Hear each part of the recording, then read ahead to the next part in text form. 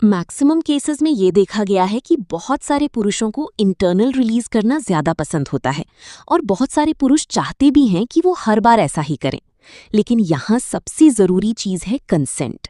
बहुत सारे जिम्मेदार पुरुष ऐसे होते हैं जो अपने पार्टनर के साथ सहमति से रिलेशन बनाते हैं, यानी वो हर बार अपनी फीमेल पार्टनर से पूछते हैं कि क्या मैं इंटरनल रिलीज कर सकता हूँ या नहीं। और जब तक फीमेल पार्टनर पूरी तरह से राजी नहीं होती तब तक वो ऐसा नहीं करते। और जब फीमेल पार्टनर राजी नहीं होती तो वो इंटरनल रिलीज अवॉइड करते हैं। अब यहाँ एक बहुत बड़ा कनेक्शन आता है ओव्यूलेशन का। कई महिलाएं जो अपने ओव्यूलेशन डेट्स को समझती हैं, वो ओव्यूलेशन के समय इंटरनल रिलीज को अवॉइड करती हैं क्योंकि उस टाइम प्रेगनेंसी के चांसेस ज्यादा होते हैं। और बाकी समय में कुछ कपल सहमति के साथ इसे अलाउ कर लेते हैं। तो ये चीज ज्यादातर मामलों में कंसेंट प्लस प्लानिंग के साथ होती है। और कई बार जब पुरुष और महिला दोनों को ओव्यूलेशन का पता होता है तो खुद पुरुष भी उस समय इंटरनल रिलीज करने से बचते हैं, लेकिन बाकी समय में बहुत से पुरुष इसे पसंद करते हैं। अब सवाल ये है कि आखिर पुरुषों को इंटरनल रिलीज करना इतना ज्यादा पसंद क्यों होता है, जब रिलेशन के दौरान प्लेजर तो नॉर्मली मिल ही रहा होता है। फिर इसमें ऐसा खास क्या है? इसके पीछे बॉडी लेवल और साइकोलॉजिकल लेवल दोनों तरह के कारण होते हैं और आज इस वीडियो में हम इसी राज को डिटेल में समझेंगे। अगर आप पुरुष हैं और आपको भी ये चीज बहुत ज्यादा पसंद है तो एक बड़ी सी स्माइल के साथ वीडियो को अंत तक देखिए।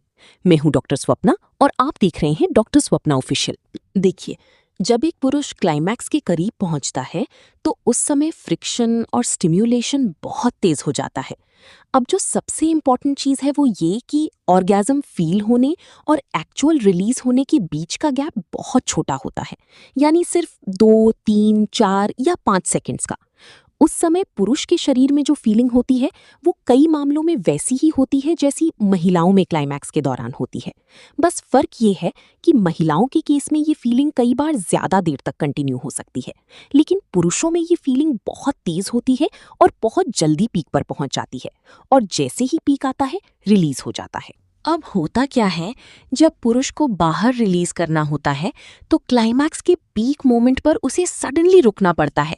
मतलब जब प्लेजर सबसे हाई पॉइंट पर होता है तभी उसे खुद को रोककर बाहर आना पड़ता है ताकि इंटरनल रिलीज ना हो।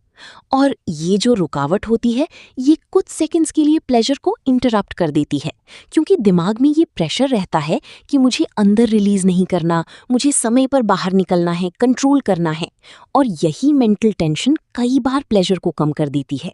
लेकिन जब पुरुष रिलैक्स्ड होता है और उसे ये क्लियर सिग्नल मिल जाता है कि आई कैन रिलीज इंटरनली, तो फिर उसका माइंड फ्री हो जाता है। उसके बीच में रुकना नहीं पड़ता, वो कंटिन्यूअस स्टिम्युलेशन मेंटेन कर पाता है और उसी फ्लो में रिलीज भी होता है। यानी प्लेजर और रिलीज दोनों साथ साथ स्मूथली होते हैं। इसीलिए एक मेजर फिजिकल रीजन यही है, नो इंटरप्शन, नो अचानक ब्रेक, नो मानसिक टेंशन। प्लेजर पीक तक पूरा पहुंचता है। अब साइकोलॉजिकल रीजन भी बहुत स्ट्रांग होता है। पुरुषों के लिए इंटरनल रिलीज कई बार एक कंप्लीशन फीलिंग देता है। मतलब उसे लगता है कि जो एक्ट हो रहा था वो नेचुरली कंप्लीट हुआ। यही वजह है कि बहुत सारे पुरुषों को ये ज्यादा सैटिस्फाइंग लगता है।